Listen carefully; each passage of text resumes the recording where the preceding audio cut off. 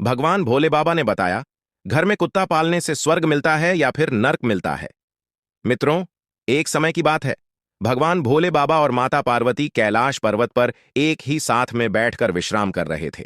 तभी माता पार्वती कहती हैं, हे स्वामी, मेरे मन में एक प्रश्न उठ रहा है जो मेरे मन को बहुत ही विचलित कर रहा है। कृपया आप उसका उत्तर बताकर मेरे मन को संतुष्ट करने की कृपा करें। फिर भगवान भोले बाबा ने कहा, ठीक है, आपका प्रश्न क्या है? आप मुझे बताओ और आपके प्रश्नों के उत्तर मैं अवश्य दूंगा। तभी माता पार्वती कहती हैं, हे स्वामी, मेरा प्रश्न है कि जो मनुष्य अपने घर में कुत्ता पालते हैं, उन्हें स्वर्ग मिलता है या फिर नरक मिलता है, और उन्हें दुख भोगना पड़ता है, या फिर गरीबी आती है या अमीरी आती है, या उनके घर में दरिद्रता आती है या पतन होता है। फिर माता पार्वती का प्रश्न सुनने के बाद भगवान भोले बाबा ने कहा, हे देवी, मैं आपको आपके इन सभी प्रश्नों का उत्तर एक छोटी सी कथा के माध्यम से देता हूं, और आपको इस कथा को पूरे मन और ध्यान लगाकर सुनना होगा। तभी माता पार्वती कहती हैं, हे प्रभु, आप इस कथा को सुनाइए, मैं पूरे मन और ध्यान से सुनूंगी। फिर आगे भगवान भोले बाबा कहते हैं, हे देवी, आपका यह प्रश्न मनुष्य के लिए बहुत ही महत्वपूर्ण होने वाला है, और जो भी मनुष्य इस कथा को ध्यानपूर्वक सुनता है, वह समझ जाता है कि कुत्ता पालने से मनुष्य को कौन सा लाभ होता है और कौन सी हानि होती है, और उसे स्वर्ग मिलता है या फिर नरक मिलता है। नमस्कार दोस्तों, आप सभी लोगों से निवेदन है कि इस कथा को और कहानी को सुनने से पहले कमेंट बॉक्स में हर हर महादेव लिखकर वीडियो को लाइक करके चैनल को सब्सक्राइब करके बेल आइकन ऑल पर प्रेस कर लीजिए, जिससे आप सभी लोग प्राचीन कथाओं और कहानियों से जुड़े रहें। मित्रों, फिर भगवान भोले बाबा कथा को सुनाना प्रारंभ करते हैं और कहते हैं, हे देवी, प्राचीन कल की बात है। एक गांव में एक बुढ़िया रहती थी। वह बहुत दान पुण्य और पूजा पाठ किया करती थी। वही उस बुढ़िया को कुत्तों से बड़ा ही लगाव था, इसलिए उसने अपने घर पर एक कुत्ते को पाल रखा था। वह कुत्ता लाल रंग का था। वह बुढ़िया उस कुत्ते को रोज स्नान कराती, खाना खिलाती और बिस्तर पर सुलाया करती थी। उस बुढ़िया के घर में वह कुत्ता हर स्थान पर घूमने फिरने के लिए स्वतंत्र था। फिर एक दिन अचानक उस बुढ़िया की तबीयत खराब हो जाने के कारण उसकी मृत्यु हो जाती है, और उसके उपरांत यमराज ने अपने 2 यमदूतों को भेजा और कहा कि तुम जाओ और उस बुढ़िया को लेकर आओ।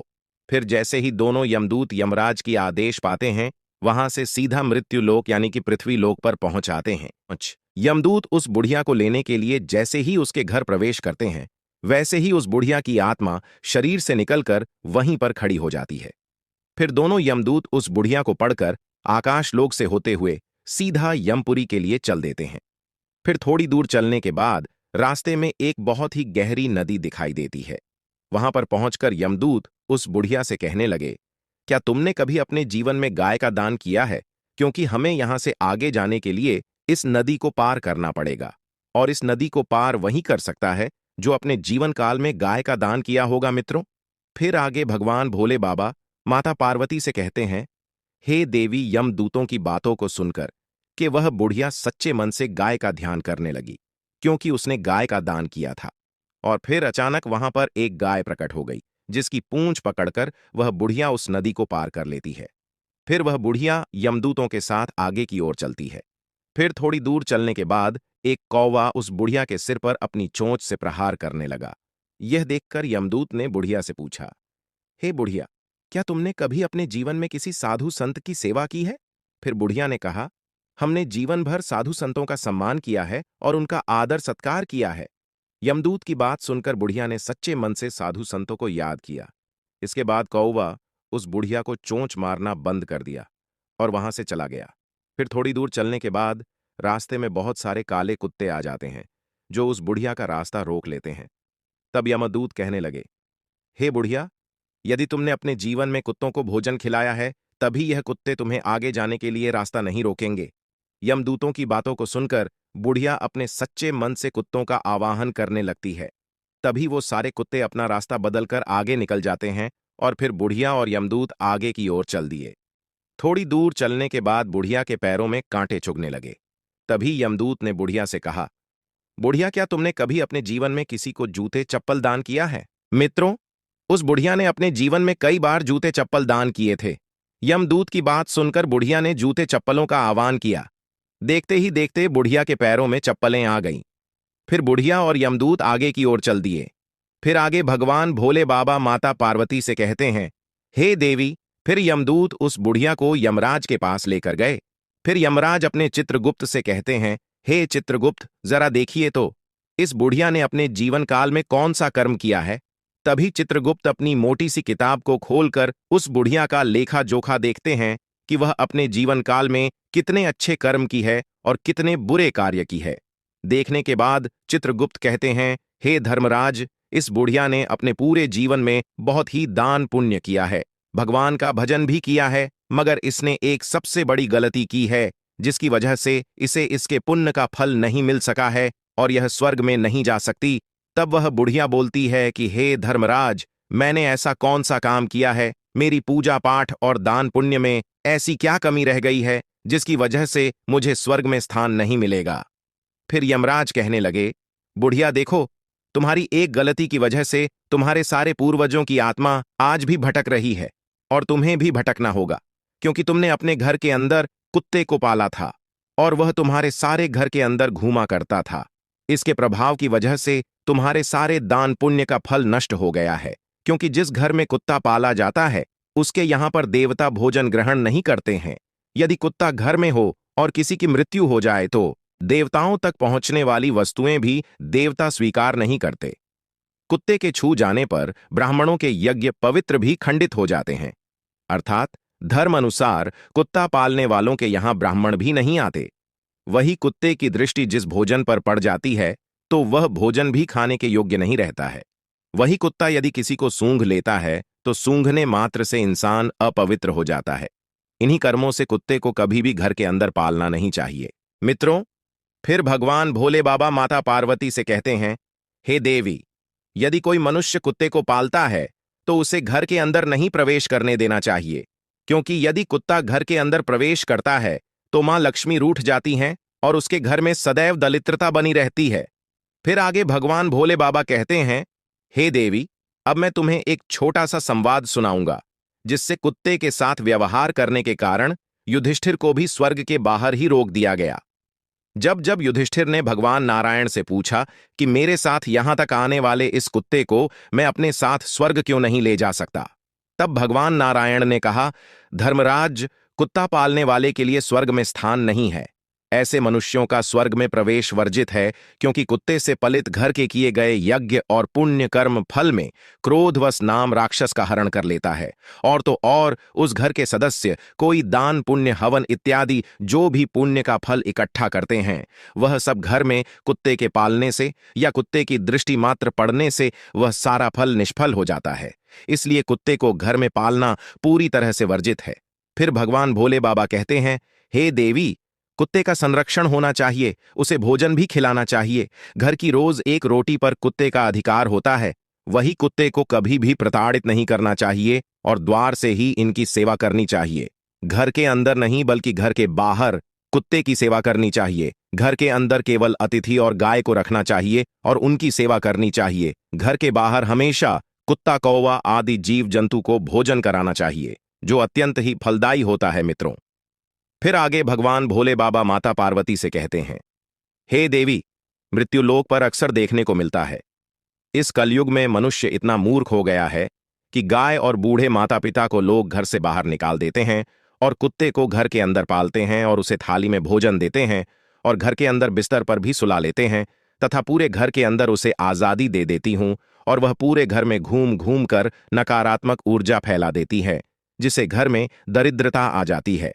और ऐसे घर के अंदर जो सदस्य रहते हैं वह सभी बीमारियों के चपेट में आ जाते हैं तथा जिस घर में ऐसा होता है उस घर का एक दिन निश्चित ही पतन हो जाता है।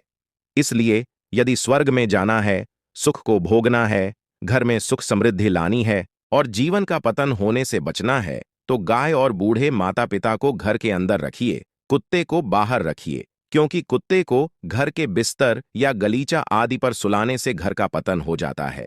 कुत्ते को पालना गलत बात नहीं है, लेकिन घर के अंदर पालना गलत बात है। कुत्ते को उनके स्थान पर ही रखना चाहिए और खाना खिलाना चाहिए, क्योंकि कुत्ते को खाना खिलाने से घर में सकारात्मक ऊर्जा का वास होता है और नकारात्मक शक्तियां आसपास नहीं भटकती। कुत्ता भूत प्रेत और आत्मा को रोक सकता है, उन्हें देख सकता है। जिस घर के लोग कुत्ते को खाना खिलाते हैं, ऐसे घरों में कभी भी बुरी आत्माएं प्रवेश नहीं कर पाती हैं। वही कुत्ते को रोटी खिलाने से भगवान शनिदेव के आशीर्वाद के साथ साथ कुंडली में मौजूद राहु केतु के दोष समाप्त हो जाते हैं। कुत्ते को खाना खिलाने से घर में जल्द ही बच्चे का जन्म होता है।